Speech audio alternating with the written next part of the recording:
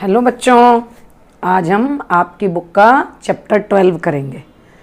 इस चैप्टर का नाम है एरिया रिलेटेड टू सर्कल या वृत्त से संबंधित क्षेत्रफल। तो बच्चों, सर्कल तो आपने पहले भी पढ़ा है, अभी हम 10 चैप्टर में भी सर्कल पढ़ के निकले हैं। तो आप सबको पता है कि वृत्त क्या होता है, ये इसका केंद्र और ये इसकी त्रिज्या। तो बच्चों, हम वृत्त में देखेंगे पहले सर्कल में सर्कल का परिमाप, पेरीमीटर जो होता है उसको परिधि कहते हैं हम, सरकमफियरेंस। तो वो बराबर होती है 2 इंटू पाई इंटू आर। पाई को आप जानते ही हैं, पाई की वैल्यू या तो 22/7 लेंगे या 3.14 लेंगे। तो ये हो गया किसी भी दिए हुए वृत्त का परिमाप या उसकी पेरीमीटर, और इसको हम परिधि या सरकमफ्रेंस भी कहते हैं। फिर हम आते हैं बच्चों वृत्त का क्षेत्रफल या एरिया ऑफ सर्किल। वो होता है पाई इंटू आर स्क्वायर, जहां आर उस वृत्त की त्रिज्या है। अब बच्चों, एक चीज होती है सेमी सर्कल, इस टाइप का आपने देखा होगा सेमी सर्कल, आधा वृत्त जिसको कहते हैं। अर्धवृत्त का परिमाप क्या होता है? परिमाप से क्या समझते हो? जो बाहर बाहर पूरी बाउंड्री है उस सब की लंबाई। तो ये आधा सर्किल है, तो आधे का परिमाप कितना हुआ? पाई आर। और ये क्योंकि व्यास डायमीटर भी इसमें दिख रहा है तो डायमीटर इसमें प्लस कर देंगे। ऐसे ही अर्धवृत्त का क्षेत्रफल पूरे वृत्त का कितना होता है? Pi into r square. तो अर्धवृत्त का क्षेत्रफल हो गया pi into r square upon 2। अब बच्चों, कई बार जब हम एक्सरसाइज करेंगे तो क्वेश्चन ऐसे आएंगे कि दो संकेंद्री वृत्त, संकेंद्री से मतलब आपको समझ में आ ही रहा है कि जिनका केंद्र एक ही हो।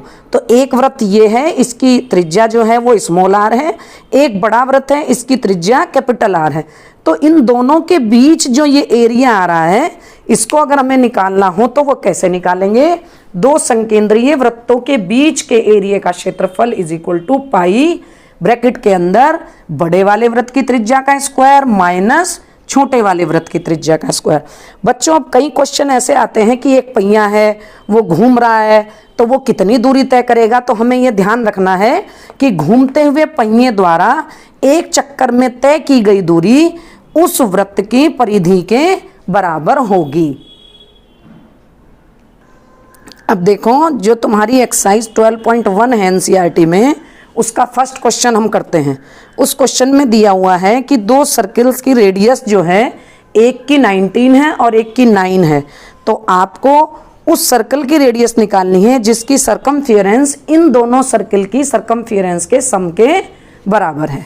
यानी आपको दो वृत्त दिए हैं, इस पहले वृत्त की त्रिज्या मैंने R1 मान ली 19, दूसरे वृत्त की त्रिज्या R2 9, और हमें यह निकालना है कि एक अलग कोई सर्किल है जिसकी जो परिधि है वो इन दोनों की परिधियों के योग के बराबर है। तो अभी मैंने आपको बताया परिधि का सूत्र 2 पाई R1 प्लस इसकी त्रिज्या R2 है 2 पाई R2 बराबर किसके दी हुई है? बड़े की 2 पाई, इसकी मैंने त्रिज्या मान ली कैपिटल R। अब इसमें वैल्यू पुट कर दो। R1 की वैल्यू क्या है? 19, R2 की वैल्यू है 9 is equal to 2 pi r. अब देखो बच्चों, 2 पाई यहाँ से कॉमन ले लिया, 19 plus 9 is equal to 2 pi R. 2 से 2 कैंसिल, पाई से पाई कैंसिल, तो R इज इक्वल टू आ गया 28। यानी ऐसे वृत्त की त्रिज्या जिसकी सरकमफियरेंस इन दोनों वृत्त की सरकमफियरेंस के सम के इक्वल है, उसकी त्रिज्या 28 सेंटीमीटर होगी। देखो बच्चों, अब हम इसमें देखेंगे एक नई टर्म है त्रिज्य खंड, या जिसको इंग्लिश में कहते हैं हम सेक्टर। तो इसके नाम से ही हमें समझ में आ रहा है त्रिज्य खंड, यानी वृत्त का वो हिस्सा जो दो त्रिज्याओं ने अलग कर दिया हो। जैसे ये आपको दिख रहा है, एक रेडियस ये, एक रेडियस ये, और इसने इस सर्कल को दो पार्ट में डिवाइड कर दिया, एक तो जो ये बीच में आ गया और एक बड़े वाला। तो त्रिज्याओं के द्वारा जो एरिया सेपरेट हो जाता है उसको हम त्रिज्य खंड या सेक्टर कहते हैं। और ये दोनों रेडियस आपस में थीटा डिग्री का कोण अगर बना रही हैं, तो ये दो हिस्से हो गए सर्कल के, एक तो ये वाला जो त्रिज्याओं ने सेपरेट कर दिया और एक ऊपर वाला। तो जो छोटे वाला पार्ट है उसको हम कहते हैं लघु त्रिज्य खंड, और जो बड़े वाला बाकी बचा हुआ है उसे कहते हैं दीर्घवृत्त खंड, यानी माइनर सेक्टर और मेजर सेक्टर। और ये आपको पता ही है कि ये त्रिज्या खंड के साथ ये क्या है? चाप, ये होता है चाप। तो अब हमें क्या सीखना है कि इस त्रिज्य खंड का क्षेत्रफल कितना होता है और ये जो चाप है इस चाप की लंबाई कितनी होती है। तो त्रिज्य खंड या सेक्टर का क्षेत्रफल एरिया होता है पूरे सर्किल का एरिया क्या होता है, pi r square into theta, जितना ये कोण बना हुआ है, और अपोन में पूरे सर्किल का कोण कितना होगा 360। तो त्रिज्य खंड का क्षेत्रफल होता है pi r square into theta upon में 360। ये हुआ आपका त्रिज्य खंड का क्षेत्रफल। अब इसमें एक चीज और है बच्चों कि इस चाप की अगर आपको लंबाई निकालनी हो कि इस चाप की लंबाई कितनी है, तो इस चाप की लंबाई बराबर होती है, परिधि का हिस्सा है ये, पाई आर इंटू थीटा अपोन में 180। एक सूत्र और हम लगा सकते हैं चाप की लंबाई का, L is equal to r into theta. अब बच्चों ये थीटा जो कोण है ये कितना भी हो सकता है, 30 भी हो सकता है, 60 भी हो सकता है। तो आपके जो इसमें क्वेश्चन आएंगे, जो आपकी एक्सरसाइज में 120 डिग्री वाला क्वेश्चन है वो नहीं आएगा, छोटे ही एंगल के आएंगे। ये तो हो गया बेटा त्रिज्य खंड आपका। अब एक चीज होती है वृत्त में, आपको सबको पता है, जीवा। तो जब जीवा वृत्त को दो पार्ट में डिवाइड कर देती है, कोण जिसको बोलते हैं, अगर सर्किल को दो पार्ट में डिवाइड कर दें तो उसको फिर हम कहते हैं वृत्तखंड या सेगमेंट। तो जब त्रिज्या से डिवाइड हो तो वो त्रिज्य खंड, और जब जीवा से अलग हो तो उसको कहेंगे वृत्तखंड या सेगमेंट। इसमें भी वही कि जो छोटा पार्ट होगा वो लघु वृत्तखंड, जो बड़ा पार्ट होगा वो दीर्घ वृत्तखंड। अब आपको क्या करना है कि अगर इस वृत्तखंड का क्षेत्रफल निकालना है तो ये उसी फॉर्मूले से निकलेगा सिंपल, कि हम क्या करेंगे, इस सेक्टर के एरिया में से इस त्रिभुज का क्षेत्रफल माइनस कर देंगे।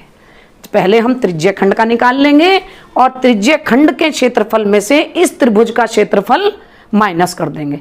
अब त्रिभुज कैसा भी हो सकता है, ये समद्विबाहु त्रिभुज भी हो सकता है, समबाहु त्रिभुज भी हो सकता है। तो त्रिभुज का क्षेत्रफल आप त्रिभुज के क्षेत्रफल के सूत्र से निकाल सकते हैं। देखो बच्चों, अभी हमने जो एरिया ऑफ सेक्टर का फॉर्मूला सीखा उसके ऊपर हम आपकी एनसीईआरटी की एक्सरसाइज 12.2 का क्वेश्चन नंबर 1 करते हैं। बहुत सिंपल क्वेश्चन है।